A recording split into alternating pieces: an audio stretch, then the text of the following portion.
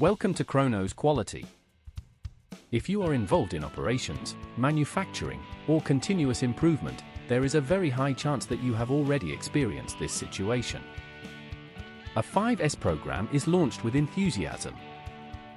There is energy, engagement, visual transformation, organized workplaces, clear markings, and a sense that the organization is finally moving in the right direction. People participate. Leaders pay attention. Results begin to appear. For a moment, everything seems to be working exactly as expected. But then, something changes. Not abruptly. Not dramatically. But gradually.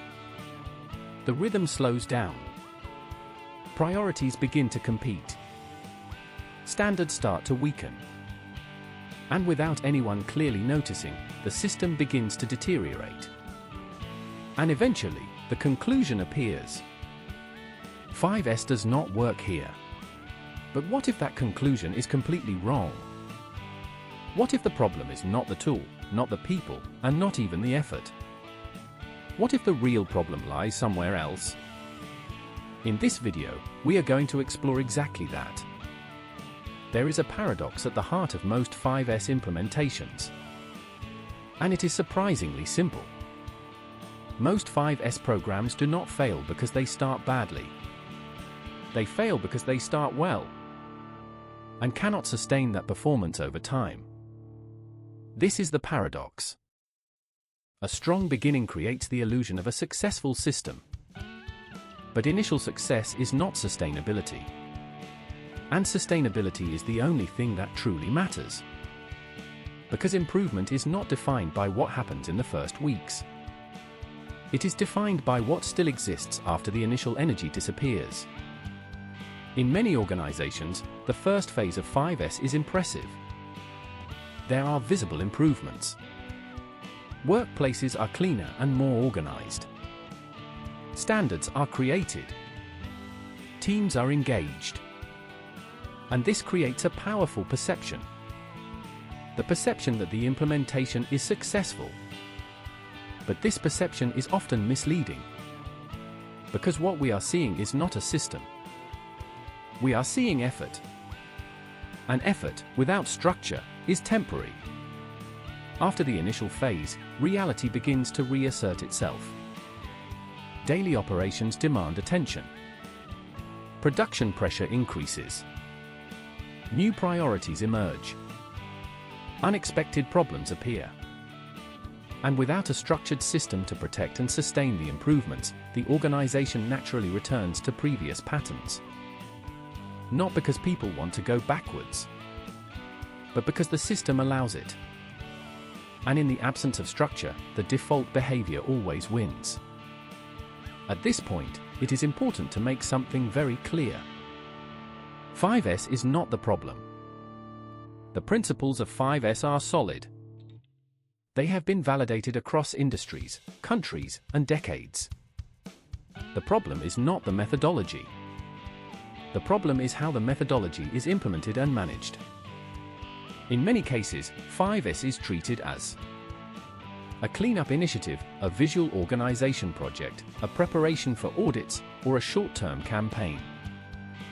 All of these approaches can generate quick results. But none of them create sustainability.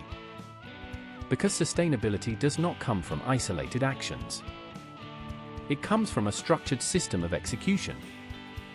This is the key point.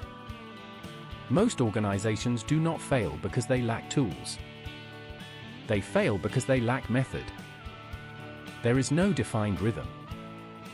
No structured follow-up. No prioritization logic. No governance model. And without these elements, improvement becomes fragile. It depends on individual effort.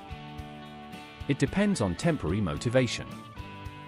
It depends on attention that will inevitably shift. And when that attention shifts, the system collapses. So the real transformation is not technical. It is structural. 5S must stop being treated as an initiative. And must start being treated as a system. A system that connects. clear direction, structured prioritization, disciplined follow-up, and continuous evolution. When these elements are present, improvement becomes stable. When they are absent, improvement becomes temporary. There is another critical element that cannot be ignored. Leadership. Not as supervision, but as direction and consistency. Leaders do not sustain 5S by checking details. They sustain 5S by reinforcing priorities, maintaining rhythm, and ensuring that the system continues to function.